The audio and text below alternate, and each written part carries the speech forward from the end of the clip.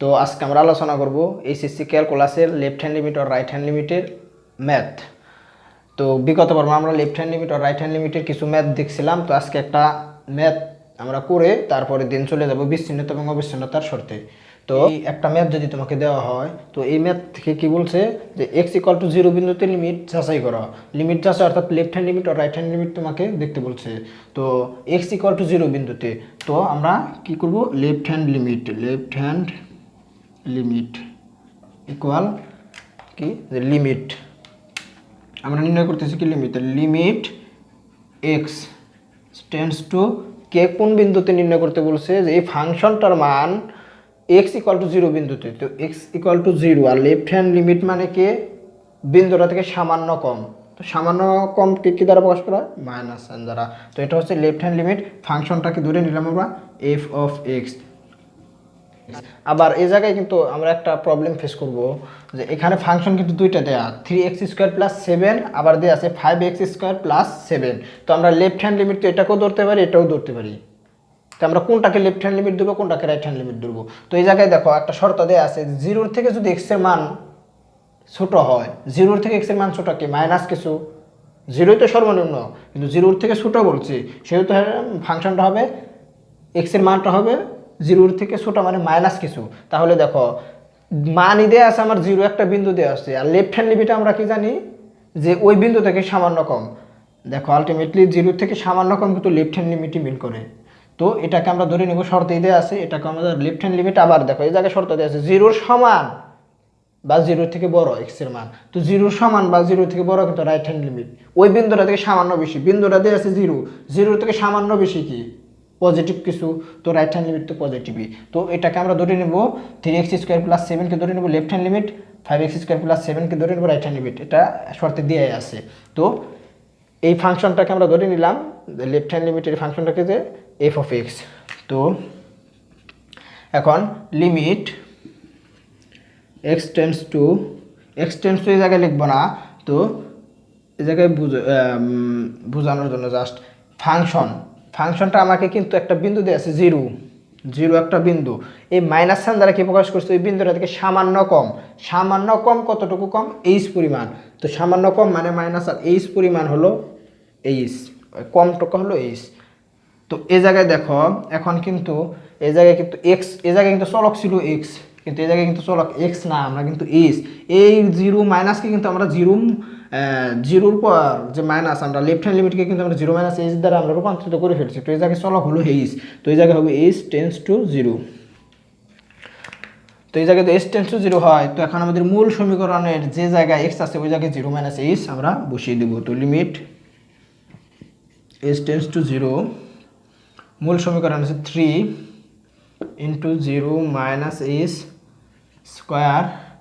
+ 7, এটাই। তো limit h tends to 0, তো এই জায়গায় যদি তোমার 0 a - b তার হোল স্কয়ার সূত্র ভেঙে দেওয়া হয়, তো এই জায়গায় কিন্তু আলটিমেটলি এটা এই জায়গায় কিন্তু ভাঙলো হয়, তো না ভাঙলো হয়। দেখো কিভাবে, এই জায়গায় কিন্তু 0 - h অর্থাৎ এই জায়গায় কিন্তু গুণ আকারে আছে, তো এই জায়গায় আলটিমেটলি সম্পূর্ণ কিন্তু 0 হয়ে যাবে। তো 0 যদি হয়ে যায়, দেখো 0 + 7, h এর মান কিন্তু 0, h এর মান যদি আমি জায়গায় 0 বসাই দিই, 0 - 0 0 স্কয়ার করলে 0, 3 এর সাথে কোনো কিছু গুণ করলে 0 এর সাথে কোনো কিছু গুণ করলে 0, আলটিমেটলি এই ভ্যালুটা হয়ে যাবে 0। তো এই জায়গায় 0 প্লাস থাকে 7, তো আলটিমেটলি এই জায়গায় পরের লাইনে তো লেফট হ্যান্ড লিমিট চলে আসলো 7। তো এখন আমরা দেখবো রাইট হ্যান্ড লিমিট।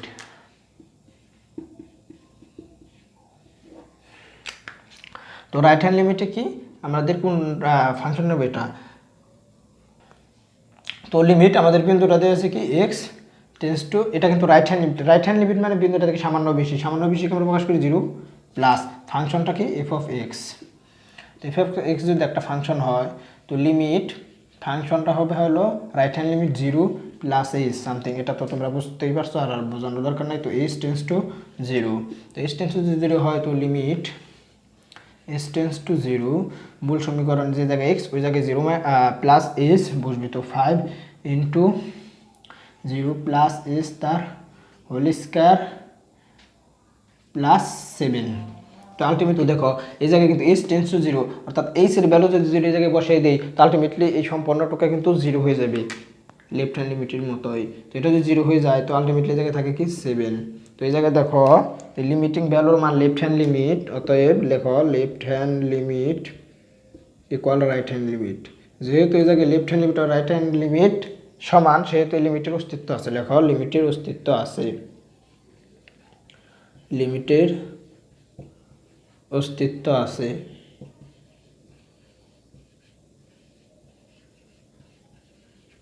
অস্তিত্ব আছে। তো এই জায়গায় দেখো এই ফাংশনটাকে তুমি চেঞ্জ করে দেওয়া হতো যে এই জায়গায় যদি তোমাকে দেখো 3 দিত, তো দেখো যেহেতু 0 এক্স ইকুয়াল টু 0 কিন্তু তোমাকে লিমিট, তো এই জায়গায় দেখো লেফট হ্যান্ড লিমিট আর রাইট হ্যান্ড লিমিট যেহেতু ইকুয়াল সমান সেহেতু এই লিমিটের অস্তিত্ব আছে। তো লেখো যে লিমিটের অস্তিত্ব আছে, লিমিটের অস্তিত্ব আছে। তো এই জায়গায় একটা জিনিস লক্ষ্য করো যে তোমাকে মূল ফাংশনটা কিন্তু এই দুইটা কিন্তু আলটিমেটলি দেখো যে x ইকুয়াল টু 0 বিন্দুতে লিমিট নির্ণয় করতে বলছে বিদায় এই x এর 3x অর্থাৎ x এর যে তোমার পদরা আছে এটা কিন্তু 0 হয়ে যায়। তো এই জায়গায় কিন্তু এই ফাংশনগুলো খালি এই ধ্রুবকগুলো চেঞ্জ করে দিলে কিন্তু আলটিমেটলি হয়ে যাবে। তো এই জায়গায় যদি তোমাকে 3 দিত তো দেখো সবই ঠিক থাকতো, তো এগুলো তো 0 হয়ে যেত, কিন্তু এই জায়গায় কিন্তু 3 থাকতো। আলটিমেটলি অ্যান্সারটা কিন্তু কি চলে আসতো কি 3, অ্যান্সারটা চলে আসতো 3। আবার এই জায়গায় যদি তোমার 7ই থাকতো তো অ্যান্সার কিন্তু এই জায়গায় 7 থাকতো, তো তখন কিন্তু কি করতো যে এ লেফট হ্যান্ড লিমিট আর রাইট হ্যান্ড লিমিট কিন্তু নট ইকুয়াল হতো, অর্থাৎ তখন কিন্তু লিমিটের অস্তিত্ব নেই, তখন কিন্তু লিমিটের কোনো অস্তিত্ব থাকতো না, তখন লিমিটের অস্তিত্ব থাকতো না, যেহেতু তোমার লেফট হ্যান্ড লিমিট আর রাইট হ্যান্ড লিমিট সমান নয়।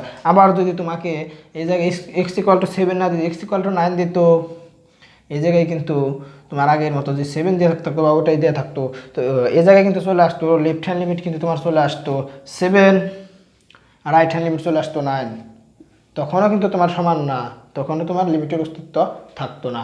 তো এখন আমরা দেখব বিচ্ছিন্নতা এবং অবিচ্ছিন্নতা শর্ত, লিমিটের আর একটা পার্ট। তো এটার আমরা একটা গ্রাফস থেকে আমরা এই থিওরিটা আমরা ভালো মতো জেনে নিব। তো এখন আমরা শিখব বিচ্ছিন্নতা এবং অবিচ্ছিন্নতা। তো বিচ্ছিন্নতা এবং অবিচ্ছিন্নতা শেখার আগে আমরা কিন্তু ফার্স্ট যখন লিমিট শুরু করি তখন কিন্তু আমরা একটা ফাংশন নিয়েছিলাম। ফাংশনটা হলো এরকম একটা ফাংশন নিয়েছিলাম যে x square minus 1 by x minus 1, এরকম একটা ফাংশন নিয়েছিলাম। তো এরকম এক্স স্কোয়ার বা মাইনাস 1 বাই এক্স মাইনাস 1 এরকম একটা ফাংশন আমরা দেখছিলাম। তো এই ফাংশনের ভিতরে আমরা কিন্তু এক্স ইকুয়াল টু 1 যখন একটা বিন্দু নিছি, তো এক্স ইকুয়াল টু 1 যখন বিন্দু নিছি তখন কিন্তু এই ফাংশনটা হয়েছে অনির্ণীয়। তো এটা যখন অনির্ণীয় হয় তো এখানে যদি আমরা একটা লিমিটিং ভ্যালু, আমরা এই জায়গায় দুইটা জিনিস দেখবো, একটা হলো ফাংশনাল ভ্যালু আর একটা হচ্ছে লিমিটিং ভ্যালু। তো এই জায়গায় দেখো যদি তোমাকে x square minus 1 by x minus 1 এটা হলো ধরে না তোমার একটা ফাংশনাল ভ্যালু, ফাংশনাল ভ্যালু আর লিমিটিং ভ্যালু কিন্তু দুইটা ভিন্ন আলাদা। তো ফাংশনাল ভ্যালু কোনটাকে বলা হয়, ধরো তোমার F of x equal to x square plus 1 দেওয়া আছে, অর্থাৎ এক্স এর একটা মান দেওয়া আছে এক্স ইকুয়াল টু 1 হলে, তো এই জায়গায় আমরা কী করবো 1 + 1 = 2 ফাংশনটার ভ্যালু বের করবো এইভাবে। তো এই জায়গায় তোমার আমরা কিন্তু এখন ফাংশনাল ভ্যালু দেখবো আর একটা হলো লিমিটিং ভ্যালু দেখবো। তো এই জায়গায় ফাংশনাল ভ্যালুর ভিতরে তোমাকে এক্স ইকুয়াল টু 1 হলে যদি তোমাকে ফাংশনটার মান বের করতে বলে, তো তখন আমরা মান কীভাবে বের করতে বলছি 1 স্কোয়ার মাইনাস 1 বাই 1 মাইনাস 1 = 0। এটা তো দেখো এই জায়গায় কিন্তু 0/0 অর্ডারের এক্স ইকুয়াল টু 1 হলে এই জায়গায় কিন্তু 0/0 অর্ডারের একটা অ্যান্সার আসে।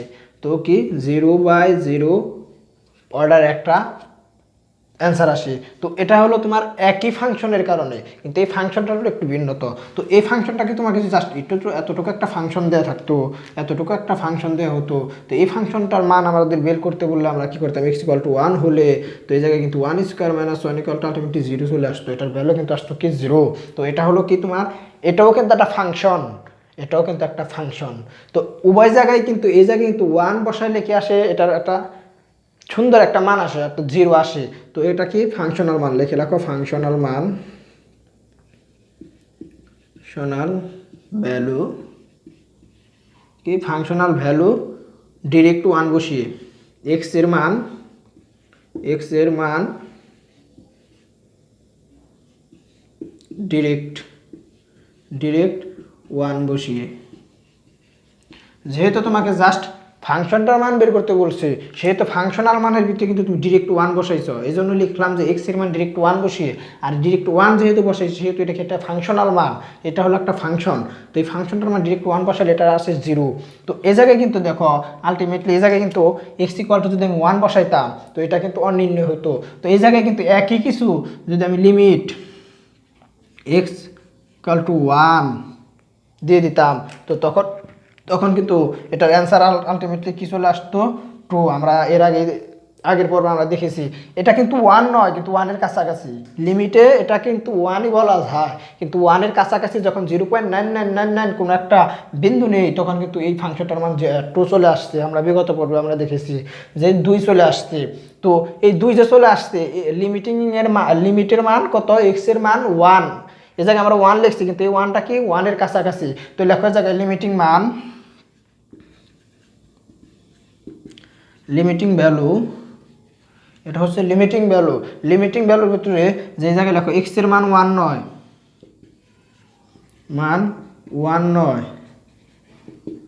এক্স এর মান 1 নয়, 1 এর কাছাকাছি, 1 এর কাছাকাছি।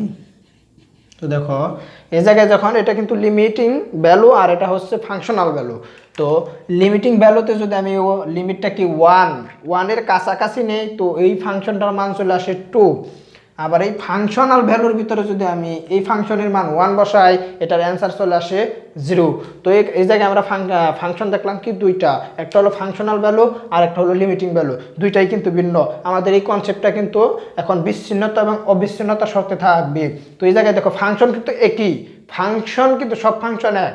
তো ফাংশন এক থাকার কারণে ফাংশনাল ভ্যালুর ভিতরে মান বসালে ডিরেক্ট একটা মান প্রদান করে, আবার লিমিটের ভিতরে ওই ফাংশনের মধ্যে একটা এক্স এর একটা চলকের মান আমরা নির্ণয় করব, ওই চলকের মানটা কিন্তু আমরা ওই মান না, কিন্তু ডিরেক্ট ওই মান না, ওই মানের কাছাকাছি ভ্যালু নিলে অ্যান্সার চলে আসে আরেকটা। তো মূলত কিন্তু একটা ফাংশন, ওই ফাংশনের ভিতরে ফাংশনাল ভ্যালুতে অ্যান্সার দেয় একটা, লিমিটিং ভ্যালুর ভিতরে অ্যান্সার দেয় আরেকটা। লিমিট মানে কি কাছাকাছি, আর আমরা জানি লিমিট কিন্তু এক্স্যাক্টলি অ্যান্সার দেয়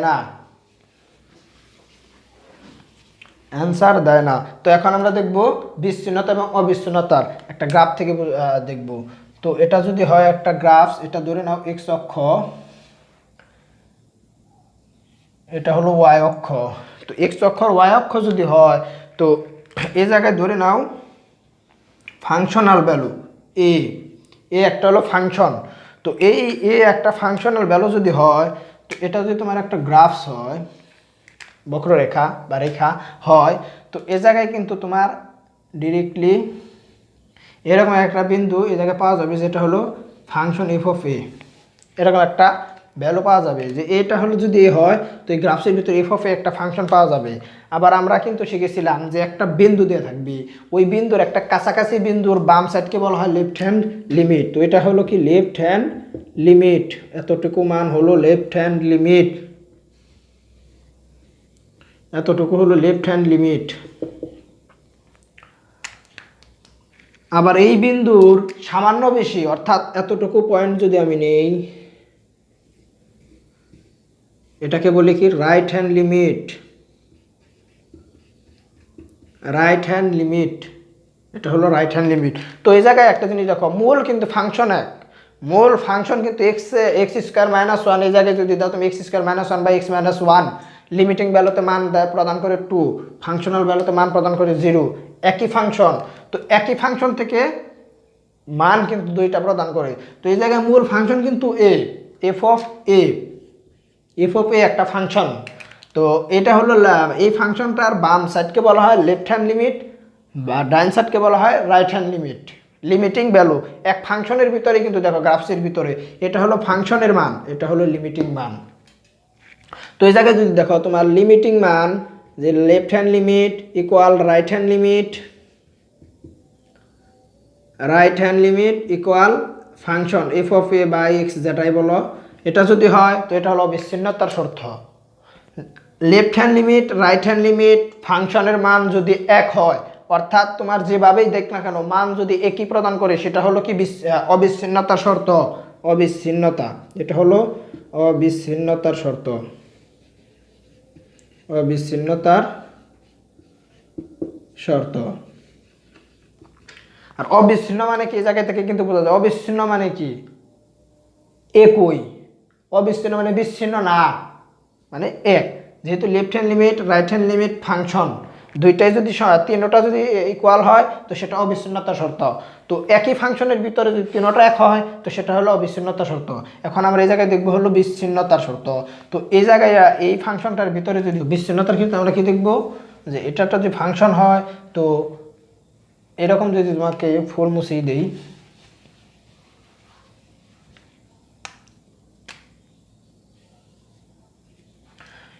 এটা যদি হয়, তো এটা যদি একটা ফাংশন হয় এটা যদি একটা বক্র, এটা যদি একটা বক্ররেখা হয়, এই পয়েন্টে যদি তোমার এই একটা ফাংশন থাকে, তো এই ফাংশনটা তোমাকে আলটিমেটলি দেখো এই জায়গাটা কিন্তু ফাঁকা।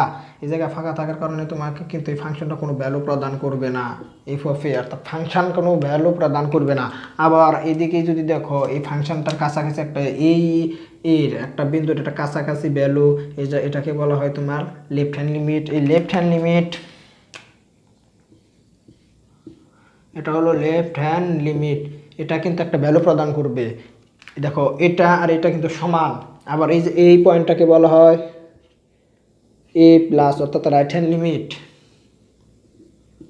এটা কিন্তু একটা মান দিচ্ছে, এই জায়গায় কিন্তু একটা ভ্যালু প্রদান করছে। এখন এই ক্ষেত্রে দেখো তোমার মূল ফাংশনটা কিন্তু তোমাকে কোনো ভ্যালু প্রদান করছে না, কারণ এই পয়েন্টটা ফাঁকা গ্রাফস থেকে। আবার এটার কিন্তু বাম সাইড হলো লেফট হ্যান্ড লিমিট, ডান সাইড হলো রাইট হ্যান্ড লিমিট। যেহেতু দেখো এই দুইটা ফাংশন কিন্তু একই, কিন্তু আমার আকারের কারণে এই জায়গায় দেখা যাচ্ছে যে right hand limit left hand limit equal না, কিন্তু তুমি এই জায়গায় ধরে নাও যে লেফট হ্যান্ড লিমিট আর রাইট হ্যান্ড লিমিট একই। এই জায়গায় গ্রাফসে আঁকলে তোমার একই হতো। এই জায়গায় আলটিমেটলি বুঝে নাও যে এটা একই আছে। তো একই যদি থাকে, তো এই জায়গায় দেখো ফাংশন কিন্তু তোমাকে কোনো ভ্যালু প্রদান করছে না, কিন্তু এই জায়গায় left hand limit equal right hand limit, এই জায়গায় কিন্তু left hand limit right hand limit equal, কিন্তু তোমাকে ফাংশন কিন্তু কোনো ভ্যালু প্রদান করছে না, যেহেতু এই গ্রাফসের ভিতরে 0 0 আছে, মানে কোনো ভ্যালু প্রদান করছে না, নট ইকুয়াল ফাংশন। তো এটা কি বিচ্ছিন্নতার শর্ত, যে লেফট হ্যান্ড লিমিট আর রাইট হ্যান্ড লিমিট ইকুয়াল থাকবে কিন্তু ফাংশন ইকুয়াল থাকবে না। তো এটা হলো কি বিচ্ছিন্নতার শর্ত। বিচ্ছিন্ন মানে কি আলাদা আলাদা। সেহেতু দেখো left hand limit right hand limit equal থাকবে কিন্তু ফাংশন আলাদা থাকবে। এই বিচ্ছিন্নতার শর্ত আমরা একটা দেখলাম এর আগে, যে বিচ্ছিন্নতার শর্ত, এটা হচ্ছে বিচ্ছিন্নতার শর্ত। আমরা বিচ্ছিন্ন অবিচ্ছিন্ন আলোচনা করার আগে কিন্তু লিমিটিং ভ্যালু আর ফাংশনাল ভ্যালু দেখছি, ওটাই কিন্তু বিচ্ছিন্নতার শর্ত। ওই জায়গায় দেখো left hand limit right hand limiting ভ্যালুতে একটা মান প্রদান করে, আবার তোমার ফাংশন ভ্যালুতে একটা মান প্রদান করে, এটা কিন্তু সমান না। কিন্তু ওই জায়গায় তুমি ধরে নাও যে লিমিটিং ভ্যালুতে left hand limit right hand limit ওই জায়গায় ইকুয়াল হতো, কিন্তু ফাংশনাল মান কিন্তু ভিন্ন, এজন্য এটা হলো বিচ্ছিন্নতার শর্ত। তো এখন আমরা দেখবো আরেকটা, এরকম একটা তো কেস হতে পারে যে এটা যদি তোমার অক্ষ হয়, এটা অক্ষের ভিতরে এরকম একটা বক্ররেখা, এরকম একটা বক্ররেখা, তো এই জায়গায় যদি দেওয়া থাকে, এই জায়গায় তোমার ফাংশন এ থাকে, তো এই ফাংশনের ভিতরে তোমার এটা হলো এ মাইনাস, এটা হলো তোমার লেফট হ্যান্ড লিমিট, এটা হলো লেফট হ্যান্ড লিমিট। আর এই ফাংশন কিন্তু তোমাকে কোনো ভ্যালু প্রদান করছে না, এফ অফ এ কোনো ভ্যালু তোমাকে দিচ্ছে না। আর এটা হলো রাইট হ্যান্ড লিমিটে প্লাস, এই জায়গায় কিন্তু রাইট হ্যান্ড লিমিট, এটা রাইট হ্যান্ড লিমিট। দেখো এই জায়গায় লেফট হ্যান্ড লিমিট আর রাইট হ্যান্ড লিমিট কিন্তু সমান না, আবার তোমাকে ফাংশনাল মানও কোনো ফাংশনাল ভ্যালু তো তোমাকে দিচ্ছে না, ফাংশন কিন্তু তোমাকে কোনো ভ্যালু প্রদান করছে না। তো এই জায়গায় কী হবে, left hand limit equal not equal right hand limit equal function, not equal function. তো এই জায়গায় দেখো মূল ফাংশন কিন্তু ওই ফাংশন থেকে তোমার left hand limit not equal right hand limit not equal function, তো এই তিনটাই যদি তোমার তিনটাই যদি তোমার সমান না হয়, তো সেটা হলো কি বিচ্ছিন্নতার শর্ত। এটাও কিন্তু বিচ্ছিন্নতার শর্ত।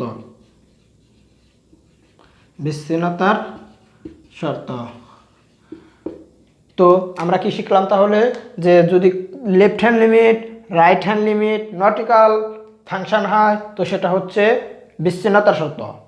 আবার যদি left hand limit nautical right hand limit nautical function হয় তবুও সেটা বিচ্ছিন্নতার শর্ত। আবার যদি কিনা left hand limit right hand limit function যদি সমান হয় তো তখন সেটা অবিচ্ছিন্নতার শর্ত। কোনো একটা, এই তিনটা কেস, এই জায়গায় তিনটা কেস, এটা হলো right hand limit left hand limit function, তিনটার যে কোনো একটা যদি তোমার নটিক্যাল হয় তো তখনই মনে রাখো সেটা হলো বিচ্ছিন্নতা শর্ত। বিচ্ছিন্ন মানে আলাদা, যেহেতু মান সমান না সেহেতু আলাদা আলাদা, মান সমান না সেহেতু আলাদা আলাদা। আর অবিচ্ছিন্নতা শর্ত যেটাই সমান থাকবে, এই জায়গায় তুমি মনে করে রাখো বিচ্ছিন্নের ক্ষেত্রে আমাদের একটা প্রবলেম, আমরা সকলেই গুলিয়ে ফেলি। তো তোমার বিচ্ছিন্নতার ভিতরে তো অবিচ্ছিন্ন মানে কি আমরা বুঝি যে অবিচ্ছিন্ন, সেটা আলাদা হবে না, যেহেতু তিনটা যখন ইকুয়াল হবে তখন সেটা অবিচ্ছিন্ন, বিপরীত। আর যখন কিনা তিনটা নট ইকুয়াল হবে তখন সেটা বিচ্ছিন্ন, যে কোনো একটা যদি অবিচ্ছিন্নতা নট ইকুয়াল হয় তো তখন সেটা বিচ্ছিন্নতা শর্ত। তো আজকে আমরা দেখলাম বিচ্ছিন্নতা left hand limit right hand লিমিটের একটা ম্যাথ। তো আজকে আমরা বিচ্ছিন্নতা এবং অবিচ্ছিন্নতা সম্পর্কে একটা স্পষ্ট ধারণা দিলাম। তো আজকের ভিডিওটা আমাদের এই পর্যন্তই। যদি তোমাদের আমাদের এই ভিডিওটি ভালো লেগে থাকে আমাদের এই ভিডিওটি তোমার বন্ধু বান্ধবের কাছে শেয়ার করে দিবে। পরবর্তীতে এরকম আরও নতুন নতুন ভিডিওর নোটিফিকেশন পেতে পাশে থাকা বেল আইকনটি অন করে রাখবে। ততক্ষণ পর্যন্ত সকলে সুস্থ থাকো, ভালো থাকো, দেখা হচ্ছে আগামী পর্বে। আল্লাহ হাফিজ।